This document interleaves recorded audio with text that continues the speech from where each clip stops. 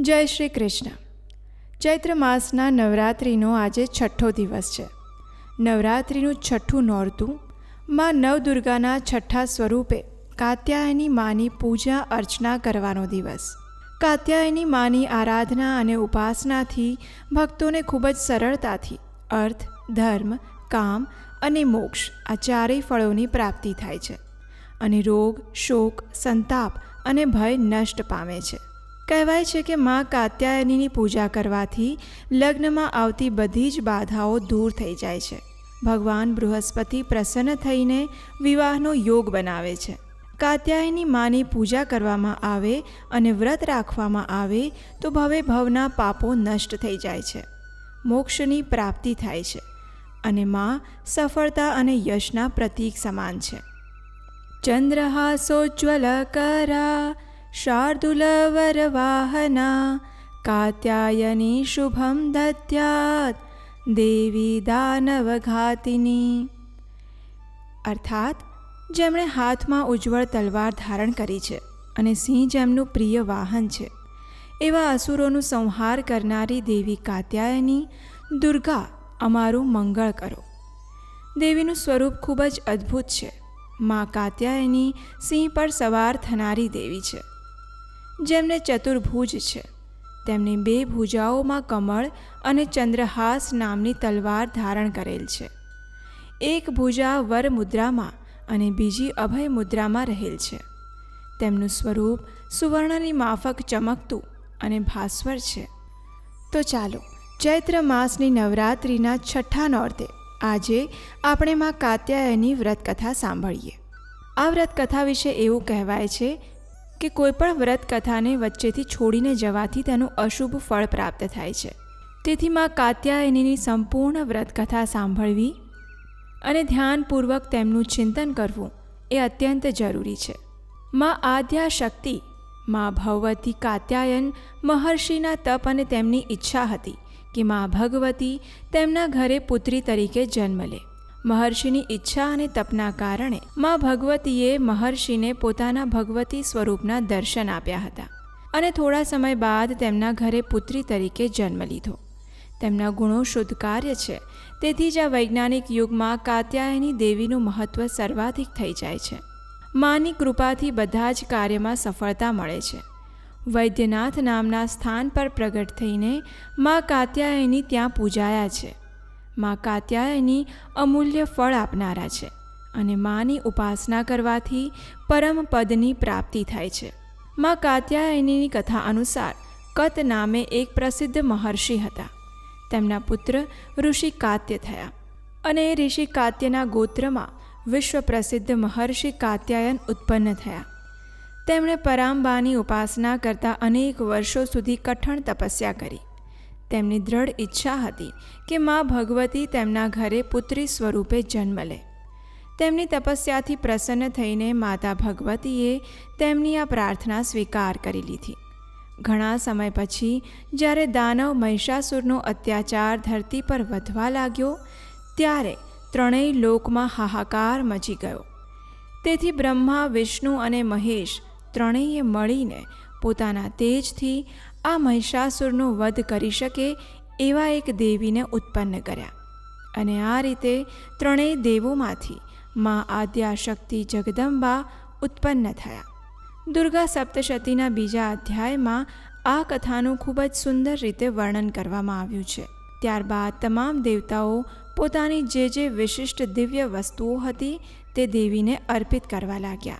આ દિવ્ય અસ્ત્ર અને ત્રિદેવના તેજથી પ્રથમ મહિષાસુરના સેનાપતિ અને ખૂબ જ લાંબા સમયથી થઈ રહેલા યુદ્ધનો અંત મહિષાસુરનો વધ કરીને તેમણે સમાપ્ત કર્યો.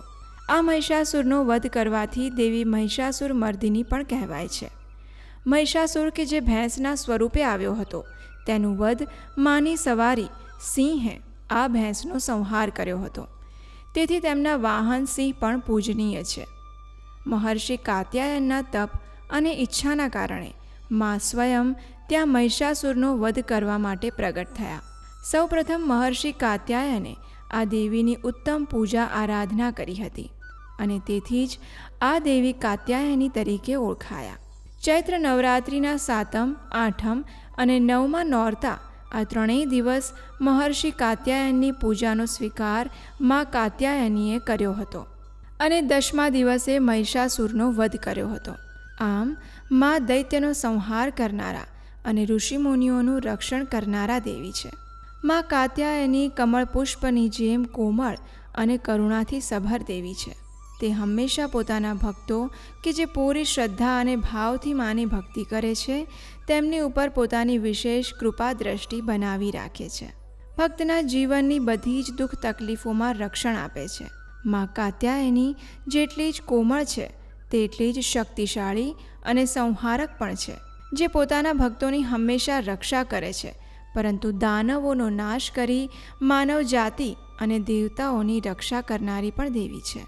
અનંતકાળ પહેલાં જેમ ઋષિમુનિઓની અને દેવતાઓની રક્ષા કરીને મહિષાસુરનો વધ કર્યો હતો, તે જ પ્રકારે આજના કળિયુગમાં પણ મહિષાસુર જેવા દાનવો કે જે મનુષ્યની અંદર જ છુપાયેલા છે, જેમ કે ઈર્ષા, કામ, ક્રોધ, અભિમાન ઇત્યાદિ, તે માનવને હંમેશા ખોટા માર્ગે જવા પ્રેરિત કરે છે. આવા દુર્ગુણોરૂપી દાનવને મારીને મા કાત્યાયની પોતાના બાળકોને હંમેશા સાચા માર્ગ પર જવાની પ્રેરણા આપે છે. ચૈત્ર માસની નવરાત્રિના 9 દિવસ અલગ અલગ સ્વરૂપે મા આદ્યાશક્તિ હંમેશા પોતાના બાળકોની આવા દુષ્ટ દાનવ કે જે મનુષ્યના અંતર્મનમાં રહેલા છે અને જીવનમાં અંધકાર લાવે છે, તે અંધકારને દૂર કરી જીવનમાં યશ, કીર્તિ અને સમૃદ્ધિ આપનાર છે.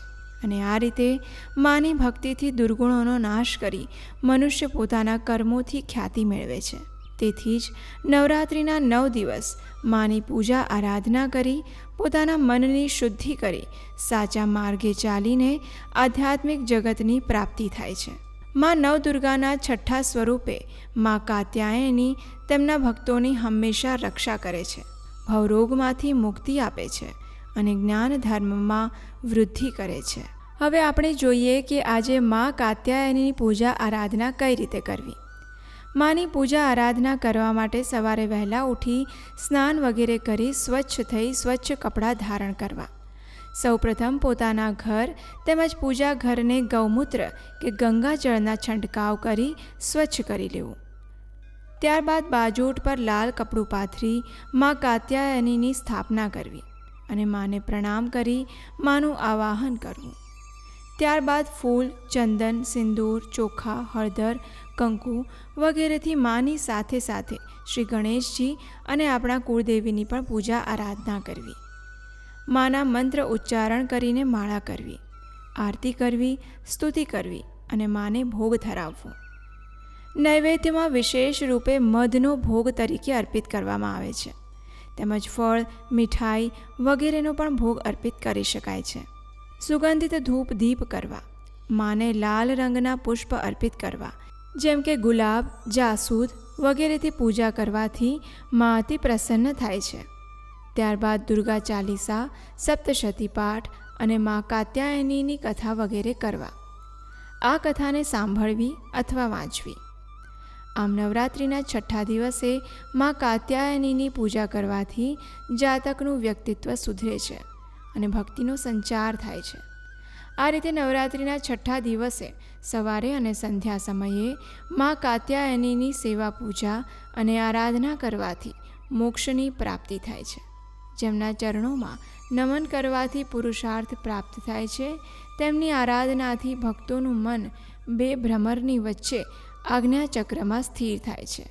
કહેવાય છે કે ભગવાન શ્રી કૃષ્ણને પતિ તરીકે પામવા માટે વ્રજની ગોપીઓએ પણ માક્ષર માસના યમુના સ્નાન સાથે કાલિંદી યમુના તટ પર મા કાત્યાયનીની વ્રત અને પૂજા કરી હતી. મા તેમની પૂજા આરાધના અને પ્રાર્થનાથી પ્રસન્ન થયા હતા અને માનો આશીર્વાદ પણ પ્રાપ્ત કર્યો હતો. એટલા જ માટે મા કાત્યાયની વ્રજમંડળના અધિષ્ઠાત્રી દેવીના રૂપે પણ પ્રતિષ્ઠિત છે. કાત્યાયની મહામાયે મહાયોગિન્યધીશ્વરી નંદગોપસુતમ દેવી પતિ મે કુરુતે નમઃ.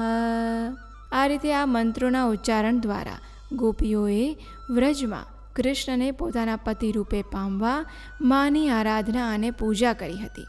માના ચરણોમાં સ્થિર થનાર ભક્ત ખૂબ જ સરળતાથી અલૌકિક જીવનની પ્રાપ્તિ કરે છે અને જન્મો જન્મના પાપમાંથી મુક્ત થઈ પરમપદનો અધિકારી બને છે. જો કોઈ જટિલ કાર્યની શરૂઆત કરવી હોય તો તેની સફળતા માટે માની પૂજા આરાધના કરવી જોઈએ, જેથી દરેક ક્ષેત્રમાં સફળતા મેળવી શકાય છે. શત્રુઓ પર વિજય મળે છે. મા પોતે નકારાત્મક શક્તિઓનો નાશ કરનારી દેવી છે અને તેમનું સ્વરૂપ અત્યંત ભવ્ય અને દિવ્ય છે, જેમના સ્મરણ માત્રથી ભવે ભવના બંધનોમાંથી મુક્તિ મળે છે.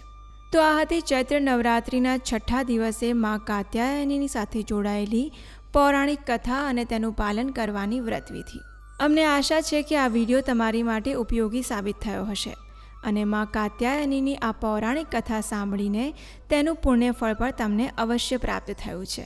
જો તમને આ કથા સાંભળવી ગમી હોય તો તેને તમારા મિત્રો અને પરિવારજનોને પણ શેર કરી આપો કે જેથી નવરાત્રિના આ પવિત્ર સમય દરમિયાન દેવી માની કથા વાર્તા સાંભળવાનું પુણ્યફળ તેમને પણ પ્રાપ્ત થાય. અને જો તમે આ ચેનલ પર પહેલીવાર આવ્યા છો અથવા તમે હજી સુધી આ ચેનલને સબસ્ક્રાઈબ નથી કરી તો તમે પ્રતીક્ષા શેની કરો છો? જલ્દીથી તમારા પોતાના આ ચેનલને સબસ્ક્રાઈબ કરી લો, નોટિફિકેશન બટન ઓન કરી લો કે જેથી આવનારી આવી જ સુંદર પૌરાણિક અને વૈદિક કથાઓની જાણકારી તમને સરળતાથી અને સતત મળતી રહે. જય શ્રી કૃષ્ણ.